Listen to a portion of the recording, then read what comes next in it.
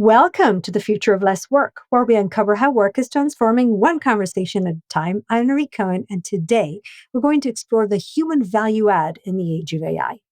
As AI advances, it's tempting to believe that the role of humans is shrinking. After all, if technology can replace our hands and our thinking minds, what's left for us to do? But that assumption misses something fundamental, because what makes us human isn't just the tasks we complete. It's the essence that makes one company different from another, that creates culture, that meaning, trust, and ultimately determines whether technology delivers value or just more noise. That's the conversation we're diving into today, the role of humans in an AI era.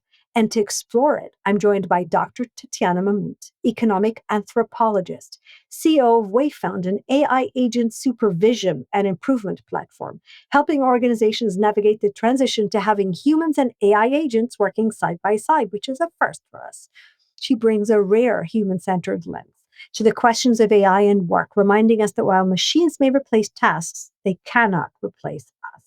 Tatyana, welcome to the Future of Less Work. Thank you for having me. Let's start right there. What gets lost if we think that work is just tasks to be automated? Yeah, what's really interesting is that our jobs, when we think about the value that our jobs really have and why we get promoted up, within organizations, it's not just about the tasks that we can complete. Those are table stakes for our jobs.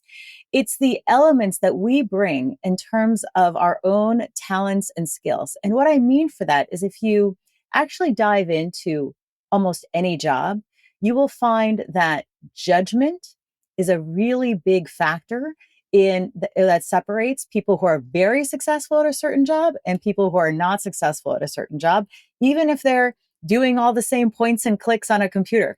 Okay. So most of our jobs, even the, mental jobs, even the desk jobs, yes, have a lot of pointing and clicking right now embedded in them. But what's more important to how well we function in our jobs is our judgment, our taste, and our relationships with other people to be able to bring a vision that the organizations want to bring into the world, to actually bring that vision to life. So what we do as humans is we actually use those skills to move priorities forward. And yeah, right now we do it by pointing and Now, clicking. hold on, I'm going to slow you down for a second here because I was actually really excited to speak with you because you're an anthropologist. And I think that we don't even have the words, and I'm not sure we've paid proper attention to the nuances of human value add in work, right? I mean, we know how to measure, like you said, the clicks and points, right? And so what happens these days is we see organizations saying almost like an Excel spreadsheet, right? We're bringing in tools to do that. And so we can cut down on people, or maybe people are asking themselves, is this replacing me? And we keep telling them, no, there's this value add. But it's very hard to put your finger on what that value add is, that human essence that technology cannot replicate. I think you have Well, the tool to tell us more about that. that's right. So what we see, and if you just think about yourself and what you've seen in terms of the AI generated sales emails that you're getting, you can feel those out. It's very different than a salesperson actually meeting you at a dinner, explaining something to you, really connecting to you as a human being, and then offering a value proposition based on this connection that you have Yeah, versus essentially. getting And an, that, yeah, we just went live with the Forbes article that talks about you can't automate trust, right? Because it's that it's that nuance. Because I get these pitches, and somebody fed my content into AI, took the topic of the day, pasted them together. It makes no sense. I completely agree. And I get dozens of those every day on LinkedIn and on email. And everybody, like, I don't understand who's responding to these things because it feels dead. It feels lifeless, you know? A- So you take this now and take it into an organization, right? What I want to tell organizations, and I've been having these arguments on mic, right, with CEOs. If you take the human note out and put in the agents, what makes you you? We're going to all end up, wearing white shirt. Oh, no, what makes you you is exactly those elements of judgment, taste, and relationships that make you be more human and more effective in your job because you're not behind a screen pointing and clicking all day long. So Just say think more. of, What does it mean? Judgment, taste, and human. Say more. yeah. So we at Wayfound, we started as a native Gen AI platform. We started working with AI agents from the very first day.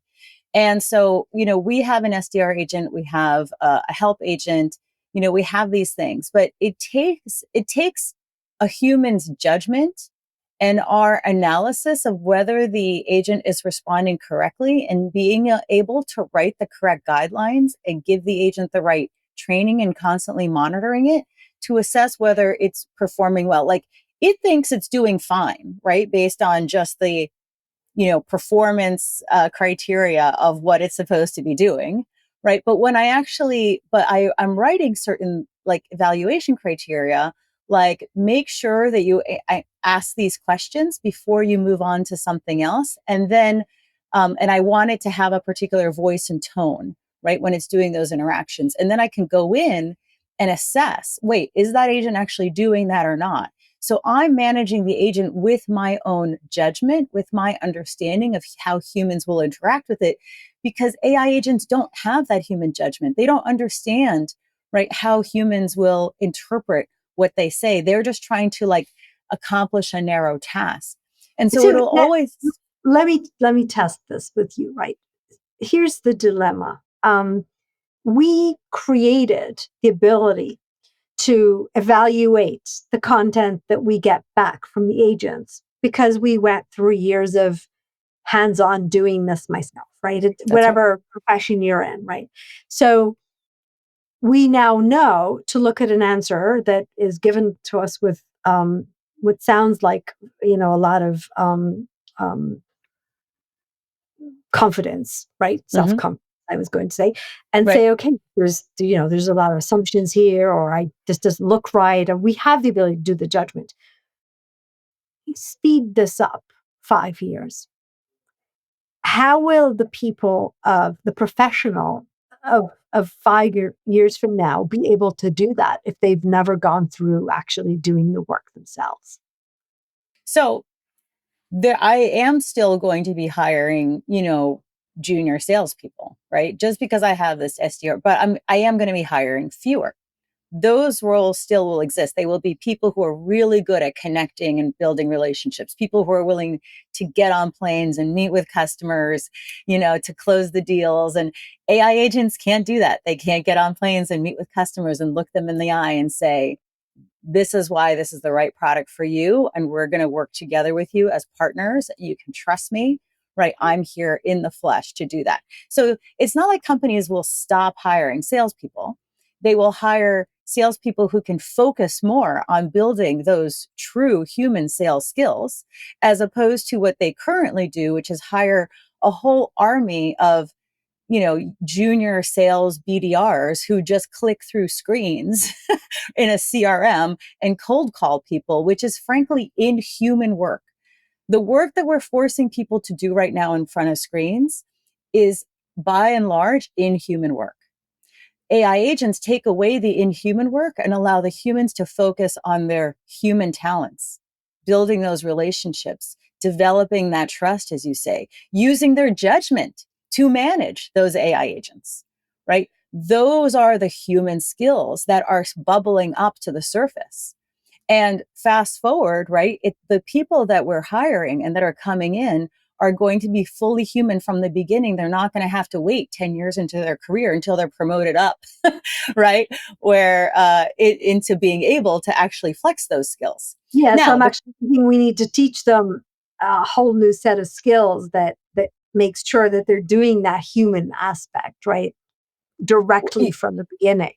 exactly. Exactly. Well, I mean, but some people have those je ne sais quoi, those pieces, right? Naturally. And so you hire for those pieces Yes. and you continue to feed those and flourish those, right? Yes. And I do Okay. think this is more about education, where education has to lean more into public speaking, building face to face interactions. I think online learning is the worst idea in the world.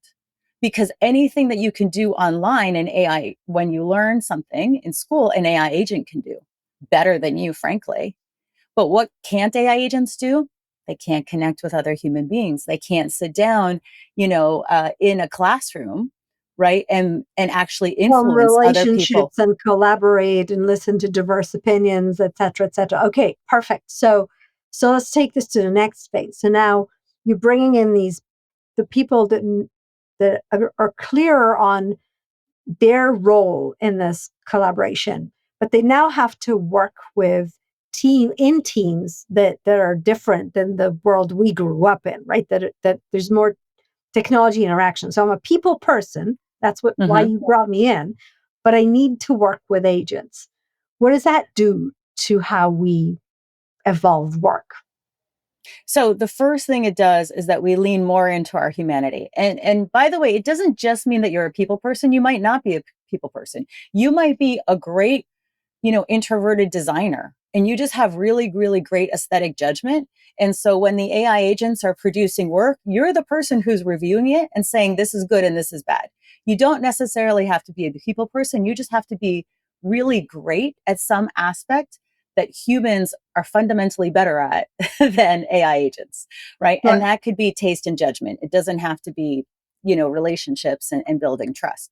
So, there's going to be a lot of ways in which we direct the AI agents like a team of interns, and the humans are ultimately the managers of these interns and the directors of these interns. And one thing is that they are going to be very, very smart. So think about having a team of, Harvard and Stanford level interns working for you. That's incredible, right? Yeah, You I think about that all the time in terms of how I mean, I love that I can, ask them, click enter and go do something else, right? And then come back and have whatever it is that they prepared for me. What about connection, culture, relationships, the things that we wake up in the morning to go to work for? I do think the future of work is in person. So I do think those same aspects of just like online education is probably you're probably building the wrong skills when you're putting the curriculum online and behind a screen. I think you're actually creating the wrong type of culture when the vast majority of interactions are not face to face, not in person, when you never get together with other people. And so there will continue to be a need, right, for those human in-person interactions. And that also builds the capabilities around building trust, those face-to-face relationships. All of those things will be mentored and brought out, right, in the workplace environment. I'm not saying it has to be 100% of the time, but by and large, those cultural interactions will still be with other humans in your company. So I have a question for you on that because as we see more AI agents and a lot of the work is moving into the digital space, we have the ability to move the work to where people are. We have the ability to let people work more flexibly from where and when and how they choose to live their lives, right? And this idea that we're social animals and we want to interact with other people, and historically we've done that in an office building because work was a place. If work is not necessarily a place, we can get our social interaction in other ways, in our village, in our communities, and some other forms of interaction. What does it mean that we necessarily have to interact face to face to be good at our work? There's a certain both quality, there's a qualitative level of work and of the energy that actually a team is able to produce when they're in person. So, one of the things that we find is in the anthropological research and literature is that all cultures have these. In this case, like no work, when work was about like being by yourself on your farm, right? Every culture wanted people to gather to experience and generate a certain type of energy together. Right. And, this happens, at least once a week, but oftentimes much more regularly. And I do think that for creativity and for especially for the future of work when there are AI agents, the people who are willing to be in person with their teams and with their customers will probably do better than those who just put themselves behind a screen. Okay, Uh, so you're basically sending a very clear message. You're saying, look, we're people. There are human skills that we are good at, whether they're in the connection with other humans, whether they're in our ability to judge the content that we're getting, to interact with the tools and iterations and get something that's more palatable for other humans. This makes it good news, right? Good Where's news. why is all that fear there? Why is that conversation? AI will replace me and take away my job. Can you So do you know? there will be fewer jobs that people are currently doing. So again, those inhuman jobs where people are sitting behind a screen, clicking on things, data entry jobs. I mean, I one of my first jobs was a data entry job, right? There's not that many data entry jobs in the United States anymore. I'm sure a lot of people who worked in data entry are very sad about that, but it was an inhuman job, right? It was not a Yeah, fun I job. mean, And yeah, so, yes, so people are free. yeah, there's I think less work, but yay, right? I mean, that's exactly. And that's how I think everybody should feel right now. Honestly, I do not understand why people are unhappy about these really inhuman jobs going away. Like, yeah. I called this podcast "The Future of Less Work," and I didn't mean it in the technology will take our jobs. Oh my god! But it's actually a yay, right? It's a here's everything. Maybe a future of less work that doesn't matter, and it frees us exactly. to do the work that does. But Exactly. I'm not sure we've prepared the people that work today, and I'm not even sure we're preparing the next generation to be able to choose to do the work that does matter. Look, in 1905, garment factory workers were also protesting their jobs going away. I Yeah, mean, coal miners are protesting their jobs going away. It's not that these jobs are fabulous. It's just that they don't know what they're supposed. Nobody is showing them a vision of the future yeah, that they feel like, oh, this is where I'm going. So one of the things in my dissertation was about what happens when the future collapses for people in their imagination, right? What happens when they can no longer put themselves into the social imaginary or the social imagination of what the future yeah. holds? I don't see myself in this future. Exactly. And it's not like those working conditions in the garment factories, in New York in 1850 were fantastic. I mean, they were terrible. They were awful. Right. But people protested those jobs going away. And those are the same types of jobs that people are protesting going away today. Yeah. So we can have the social system conversation because part of it is if my job goes away and I don't know how to do anything else, then I won't have the money to feed my family, right? But I actually want to take it a step down, take it into organizations because what I really don't understand, and I would love to hear your take on this, is the leaders that are using this fear internally instead of sending out a message saying, here's what we're automating. Your jobs might, in large chunks be going away, but here's all the fabulous things we could do together. They're actually saying, here's what we're automating. Your jobs will go away and, figure it out.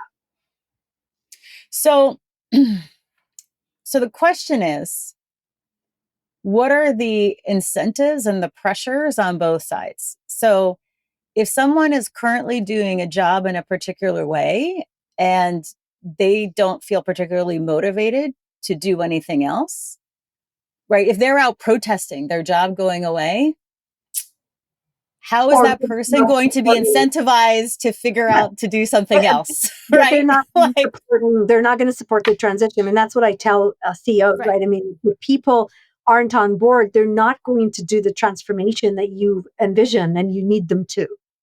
No, then you lay them off. And that's the forcing function that creates a new incentive.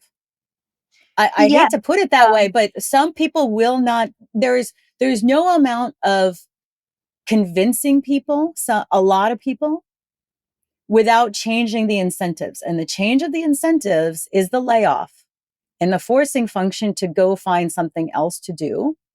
That's actually what, that has to be in, for some people, and a very large number of people, that's the only thing that's going to convince them. So that People kind of, talking to them while they are fully employed inside the same company where they've been fully employed for 20 years is not going to convince a lot of people. so you're saying we will go through a cycle like going back to the early 1900s, right? A lot of people got replaced by machines in the garment factory. And then someone invented the washing machine, and someone invented fashion, and someone invented store clerks. And suddenly they had, Exactly. Yeah. There were more industries that were created by the yeah. sewing machine than actually went away. But it took, a few years for people to figure it out. So the faster that we can figure that out, the less painful this transition will be. That's our goal. Our goal is not to get these inhuman jobs to stay or to continue to force companies to employ people who are no longer useful in particular roles.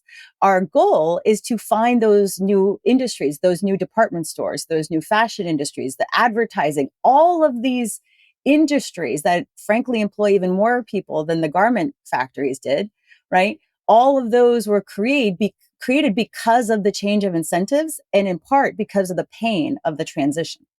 So if I'm listening to this conversation and I realize that I'm almost on my own, right? My company is going to do what's right for their bottom line. They will bring in agents. Large chunks of my job are going away. You're telling me, take a good look at how you work and live. That might actually be a good thing. Go find something else where you are doing something that actually is based on the things that only you know how to do. Yeah, but the difference though between 1900 and now is that there was absolutely zero social welfare system, right? Zero unemployment, zero social security, zero safety net at all. Now you've got a few months at the least, right? And you're probably going to get, most people get some sort of severance as well. So you do have all of the tools in front of you to go remake and find, right? And create the next set of jobs. The Yeah. future is all in our hands and we have all the tools and it's a lack of imagination, mixed with this like, pessimism that is causing people to bemoan these terrible jobs going away. Yeah, well, because like you said, right, they're not seeing the alternative. So I want to go and go back to that idea of Wayfound as a platform for governance. Trying to wrap my head about what that means for how we've managed teams. Because we talked about the workers, quote unquote, right? But what about the managers who we've taught them to manage people, to work, to create work and value through people, to create feedback, to actually set goals. Now an individual should be doing all that with a set of tools. What's the role of That's right. managers? Yeah. So the managers will increasingly be managing teams of, I think, about 80% AI agents and 20% humans, right? At the highest levels of an organization. And so managers do need to understand how to work in what I call a multi-sapiens workplace, right? So before now, the only types of intelligent beings we know how to manage and work with are Homo sapiens. Now we Right. have AI sapiens, right? Multi-sapiens. How will you coordinate the work, right?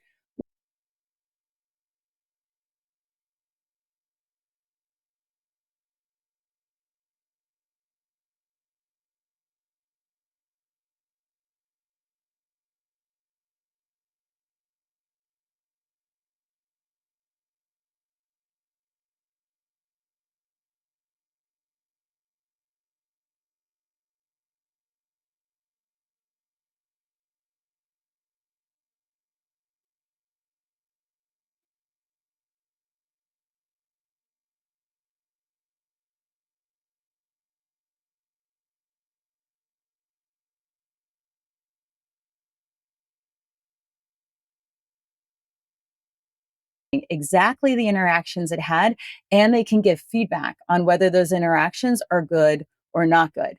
And so it So what's doesn't the become role of the human manager?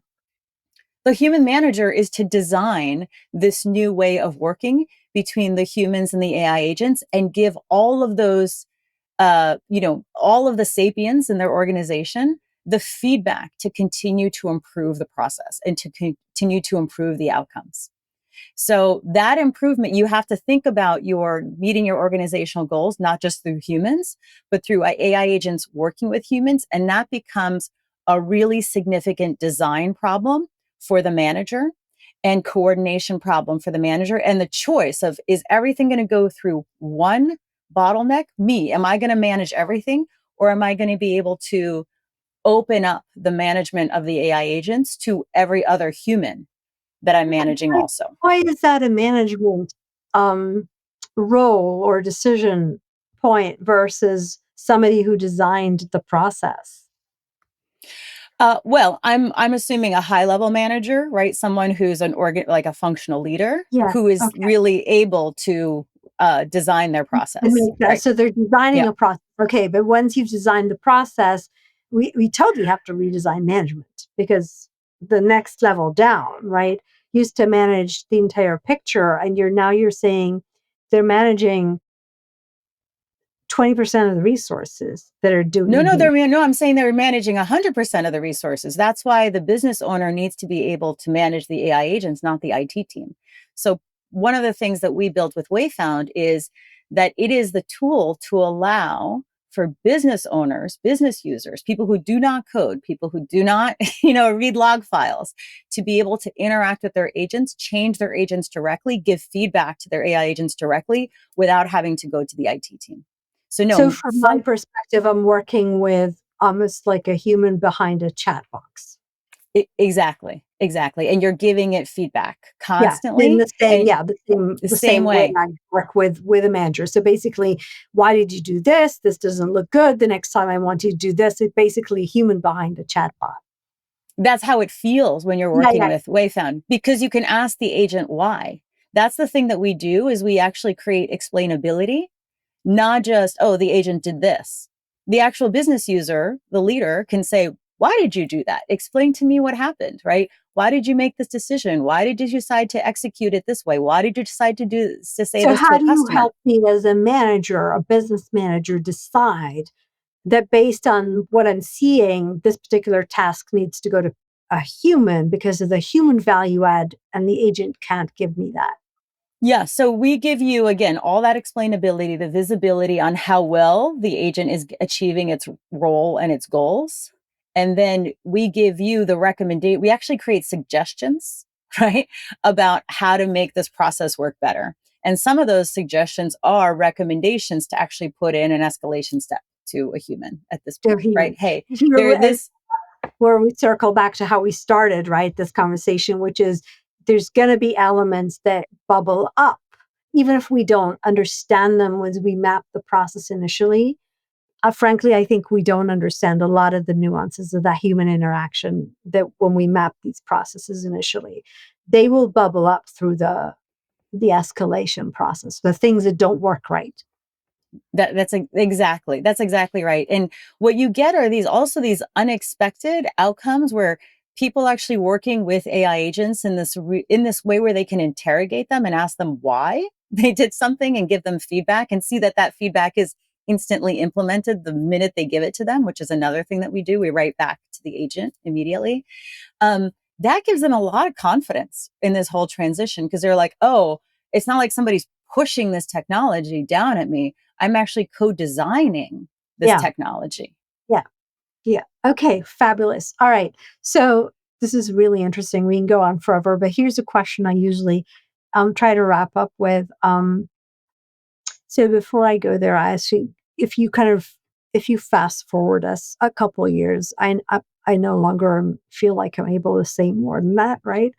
Um, what's your vision of how this would feel to work in this kind of um, multi sapient environment?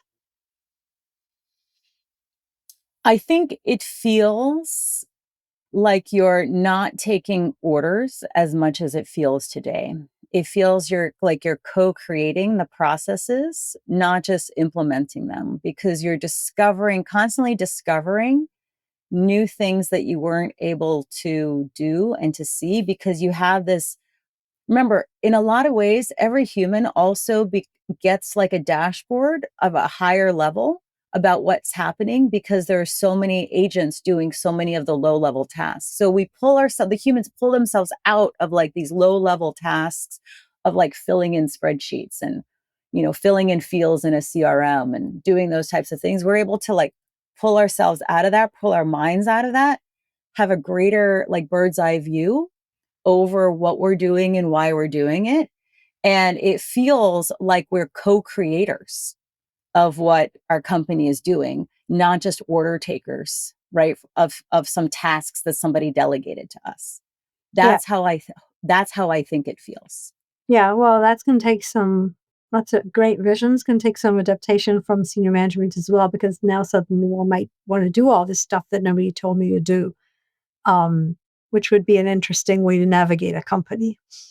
I'm not saying this isn't holacracy where everybody runs off and does their own thing without management. No, no, no, no. There's still control, right? In terms of like there are, things that some people do and some people don't do.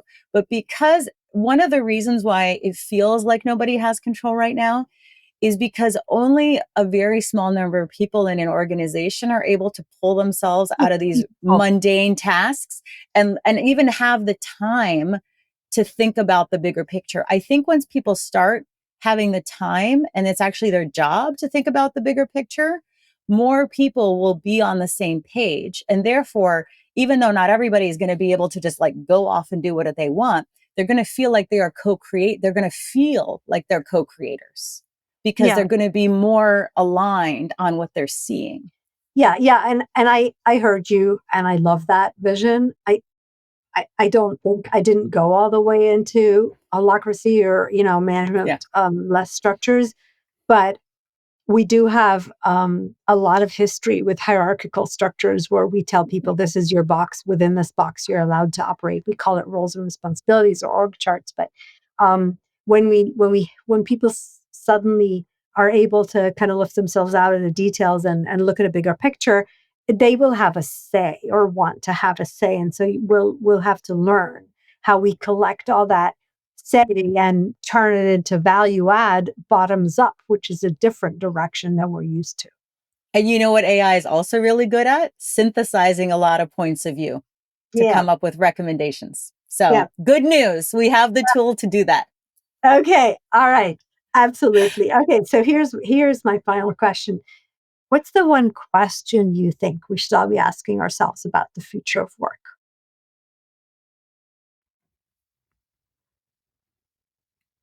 How will I define purpose when I have the actual time to think about purpose, not just tasks? Right? Right now, my purpose for a lot of people, right, say they are going to, a job where they're just calling up people on sales calls, cold calling people. Their purpose is just get through the spreadsheet To complete the today, task. Yeah. to Yeah. complete the task. Once we're no longer slaves to tasks, how will we define purpose? Does that mean that that the actual nature of work will shift, that more of us will want to go into work that is more about using our bodies and even our souls, right? Than just using our brains and our, fingers to point and click. I think that the fundamental structure of work will change to less mental work and more physical work, more soul work. Like the number of people involved in spiritual work is probably far less than it ever has been in the history of humanity. And maybe that's set for a resurgence, right? Because people will actually have the time and the resources to ladder up beyond the tasks. Yeah, it's funny because I actually have a slide in my keynotes where I say we replaced human, hands, and then we replaced our minds. And now it's time for the heart, right? That's what I call that. But yeah. Absolutely wonderful. So thank you, Tatyana, for reminding us that as AI learns to do what our hands and our minds have figured out how to do, that we have more to evolve in being humans at work. For more about Tatyana Wayfound, check out the links in the episode description. And remember, your best people do not work because they have to, because you're paying them to, because you're telling them to. They work because they want to, because by working for you, they're doing what's important for them in life. Till next time.